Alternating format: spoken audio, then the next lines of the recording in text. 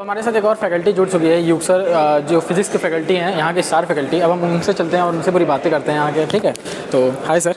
Hi sir, thank you so much पहले तो अपना टाइम देने के लिए हमें। अरे टाइम ही टाइम है। एंड अब हमें सर आप ये बताइए कि जो बच्चा कोटा आ रहा है और कोटा में नीट के जो बच्चे होते हैं उनको सबसे ज़्यादा अगर कोई प्रॉब्लम होता है तो फिजिक्स से ही होता है। तो सर वो कैसे फिजिक्स को रिजॉल्व करें और पूरे साल क्या अपनी स्ट्रैटेजी रखें जिससे उनको फिजिक्स आसान लगने लगे और उनके बैकलॉग भी ना आए, और सबसे इंपॉर्टेंट ये कि वो कॉन्सेप्ट भी समझ गए, सब कुछ हो गया लेकिन उनसे क्वेश्चन नहीं बन रहा है। तो सर आप अपना इस पर पूरा ओपिनियन दे दो। देखो, आपने 3 सवाल पूछे मेरे से कि पहला तो है कि भाई फिजिक्स में इंटरेस्ट कैसे जगाएं, दूसरा बैकलॉग ना बने, ठीक है, और तीसरा कि क्वेश्चन सॉल्व हो। ये सर आप ठीक है ना। तो देखिए, इसमें सबसे पहले तो है कि इंटरेस्ट। तो फिज़िक्स जो है वो सब्जेक्ट जो है अपने आप में ही ऐसा सब्जेक्ट है जिसके अंदर हमें प्रैक्टिकल वर्ल्ड से चीज़ों को लिंक करना है। जब तक आप प्रैक्टिकल वर्ल्ड से लिंक नहीं करेंगे, स्टूडेंट्स जो है प्रैक्टिकल वर्ल्ड से लिंक नहीं करते हैं, तो तब तक जो है उनको ना फिज़िक्स की फील नहीं आएगी। तो जैसे मान लीजिए हम आगे चल रहे हैं, ठीक है, तो आगे चलते हुए हम अगर कोशिश करें तो हम क्या कर रहे होते हैं कि हम पैर जो होते हैं हमारे उनको पीछे की तरफ पुश कर रहे होते हैं, तो हम आगे जाते हैं। तो स्टूडेंट्स को ये प्रैक्टिकली करके देखना चाहिए। तो जितना हम प्रैक्टिकल वर्ल्ड के अंदर फिजिक्स लगाएंगे, हाँ बिल्कुल, उससे फील आएगा। और एक्सपेरिमेंट्स करने बहुत ज़रूरी हैं। जनरली स्टूडेंट्स सोचते हैं कि यार कोई हमसे कंपटीशन में एक्सपेरिमेंट तो कोई पूछ नहीं रहा, तो अगर एक्सपेरिमेंट कोई पूछ नहीं रहा तो हमें एक्सपेरिमेंट जो है उनको हल्के में लेना चाहिए। तो ऐसा बिल्कुल नहीं है। एक्सपेरिमेंट करेंगे तो प्रॉपर फील आती है, और फील जब आती है तो फिर चीज़ें समझ में आती हैं। तो फिज़िक्स को करने का सबसे बढ़िया तरीका ये है कि डू एक्सपेरिमेंट्स बाय योरसेल्फ, अपने आप ही करके देखिए। और फिज़िक्स ऐसा सब्जेक्ट है जो प्रैक्टिकल वर्ल्ड में आपको बहुत सारे मौके देता है। रोटेशन समझना है तो जाइंट व्हील में जाके बैठो, खुद घूम के देखो। इम्पल्स समझना है, क्रिकेट की बॉल से समझो। कैच को जब हम कर रहे होते हैं तब आप इस चीज़ को फील करिए कि हाँ, जब हम टाइम ज़्यादा बढ़ा देते हैं कैच करते समय तो कैसे फोर्स कम होती है। खुद कैच करके जब तक हम देखेंगे नहीं तो हमें पता नहीं चलेगा। तो इससे जो है स्टूडेंट का इंटरेस्ट बढ़ेगा। और बेसिक्स जो है वो ज़रूरी हैं, मतलब जिज्ञासु स्टूडेंट होना चाहिए। बट क्या है कि भाई हर चीज़ के पीछे रट्टाफिकेशन नहीं होना चाहिए, लॉजिक होता है एक, तो वो बेसिक्स जो है वो पता होना चाहिए। तो अगर ऐसे अप्रोच रखेगा तो विदाउट रट्टा फॉर्मूले की डेरिवेशन सब पता है तो बेसिक्स बहुत स्ट्रांग हो जाएंगे और फिजिक्स में इंटरेस्ट भी जगेगा।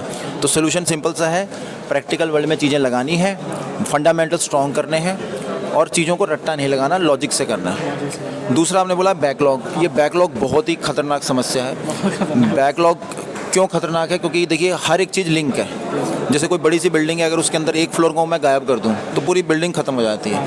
तो ऐसी अगर बच्चे ने कंटिन्यूसली से आईआईटी की मान लो तैयारी कर रहा है, नीट की तैयारी कर रहा है, किसी भी कॉम्पिटिटिव एग्जाम की तैयारी कर रहा है, तो हर लेक्चर जो होता है ना वो पिछले लेक्चर के साथ लिंक्ड होता है। अब जैसे मान लो मैं पढ़ा रहा हूँ, जैसे रोटेशन पढ़ा रहा हूँ, tau is equal to I alpha, तो मैं पहले आई समझाऊंगा कि आई क्या होता है, मोमेंट ऑफ इनर्शिया। टॉर्क समझाऊंगा, तो जब ये दोनों समझा दूंगा फिर मैं tau equal to I alpha समझा सकता हूँ। अब मान लीजिए बच्चे ने आई गायब कर दिया, अब वो आ गया tau equal to I alpha के इक्वेशन में, तो आई आता नहीं है, tau equal to I alpha class में कराया जा रहा है तो उसे वो भी नहीं समझ में आएगा। तो जिससे क्या होता है कि ये बैकलॉग का ये चक्रव्यूह, मैं इसका नाम देता हूँ, तो ये बैकलॉग का चक्रव्यूह बन चुका है। तो उसके अंदर वो बच्चा फंस गया, दलदल है, फंसता ही जाएगा। तो कैसे हम इस चीज़ को अवॉइड करें? तो अवॉइड करने का सबसे बढ़िया तरीका है कि पहले ही तो किसी भी हालत में क्लास मिस नहीं होनी चाहिए। अगर मिस हो गई, ठीक है ना, मेन तो चीज़ है कि सर हमारी क्लास मिस हो जाती है।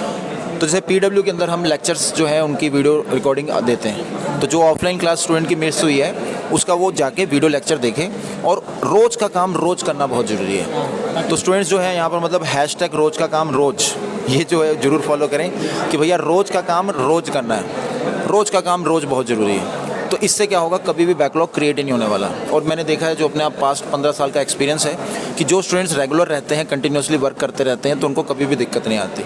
रोज़ का काम रोज़ करते हैं, कभी बैकलॉग नहीं आता। और जिन स्टूडेंट्स का बैकलॉग बन गया तो बैकलॉग के चक्रव्यूह में फंस गए, दलदल में फंस गए तो गए।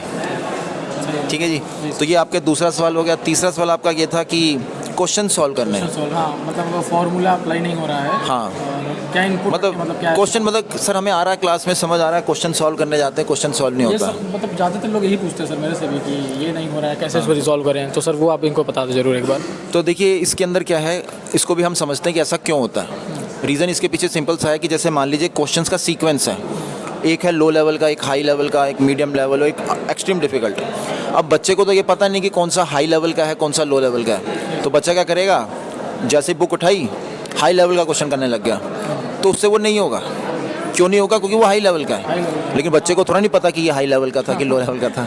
और फिर वो कहता है यार मेरे से तो क्वेश्चन हो नहीं रहा, और जब वो बोलने लग जाता है कि मेरे से क्वेश्चन होता नहीं है, तो फिर फाइनली क्या हो जाता है? भगवान कहता है तथास्तु, तेरे से ये क्वेश्चन नहीं होता तो नहीं बना। बच्चा भी कहेगा मेरे से नहीं क्वेश्चन बनते, भगवान कहता है ठीक है भाई तेरे से नहीं बनते, तो फिर वो उसकी मतलब कह लीजिए पर्सनैलिटी में आ गया कि फिजिक्स डिफिकल्ट है क्योंकि क्वेश्चन नहीं बनते। और वो एक की वजह से सब डिफिकल्ट हो गया, जबकि आगे तो आसान है। ऐसा तो नहीं है कि मॉडर्न फिजिक्स तो आपका जितना है वो सारा तो आसान पार्ट ही है, उसको तो अगर मॉडर्न फिजिक्स के अंदर भी कुछ डिफिकल्ट होंगे, कुछ आसान होंगे, रोटेशन के अंदर भी कुछ मुश्किल होंगे, आसान होंगे, बच्चे को पता नहीं ना कौन सा मुश्किल है। तो इसलिए सोल्यूशन क्या है इसका कि अपने आप को चौधरी नहीं समझना कि भैया हम जो है फिजिक्स तो हमें 11th कर ली तो हम 12th के अंदर कुछ भी कर लेंगे।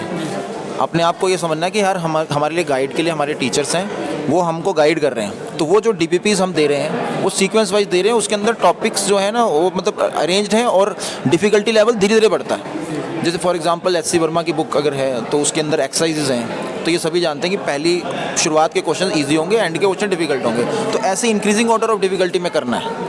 तो ऐसे में बच्चों से क्वेश्चन सारे निकलेंगे, और फिर जब वो कहेंगे कि हमसे क्वेश्चन हो रहे हैं तो भगवान कहेगा तथास्तु, क्वेश्चन निकलते रहेंगे, कॉन्फिडेंस बनता रहेगा। तो आपके तीसरे सवाल का आंसर यही है कि स्टूडेंट को कभी भी अपनी आपको चौधरी समझ के रैंडमली वेबसाइट्स पर जाके रैंडम क्वेश्चंस नहीं करने चाहिए। कोई भी यूट्यूब खोल लिया जी ये करना स्टार्ट कर दिया, सीक्वेंस मैटर करता है, तो वो सीक्वेंस को फॉलो करना है। उसके लिए वो गुरुजन है ही है क्लास के अंदर, तो वो बताएंगे कि पहले ये करो बेटा, फिर उसके बाद ये करो, तो उसको स्टूडेंट फॉलो करेगा तो आंसर आ जाएगा। सो आपके 3 क्वेश्चन का कंक्लूजन आपको मिल गया है, ठीक है ना? प्रैक्टिकल लगाना है फिजिक्स के अंदर, इंटरेस्ट बनेगा। बैकलॉग के लिए # रोज का काम रोज, किसी भी हालत में बैकलॉग नहीं जनरेट होना चाहिए, और अगर मिस हो जाता तो लेक्चर्स को देखिए, रोज का काम रोज। आप ठान लेंगे कि रोज का काम रोज करना है तो बैकलॉग क्रिएट नहीं होगा। और तीसरा आपका जो था कि भाई बच्चे जो है क्वेश्चन सॉल्व नहीं कर पाते, तो उसके लिए सीक्वेंसिंग ऑफ क्वेश्चंस जो है वो जरूरी है। पहले लेवल 0, फिर लेवल 1, फिर लेवल 2, ऐसे की तैसी क्वेश्चन की क्यों नहीं सॉल्व होगा। So that's this conclusion. तो आपने देखा जैसा कि सर ने कितने अच्छे तरीके से एक्सप्लेन किया है पूरा सीक्वेंस वाइज में, एंड आई होप आपको इससे ज़रूर हेल्प मिलेगा और इसको अप्लाई करके आप जरूर देखना। So thank you so much sir once again, and फिर जल्दी हम लोग फिर वापस सर से मिलेंगे, एंड फिर आपसे आगे भी बातचीत कराते रहेंगे। सो थैंक यू सो मच आप सबको भी।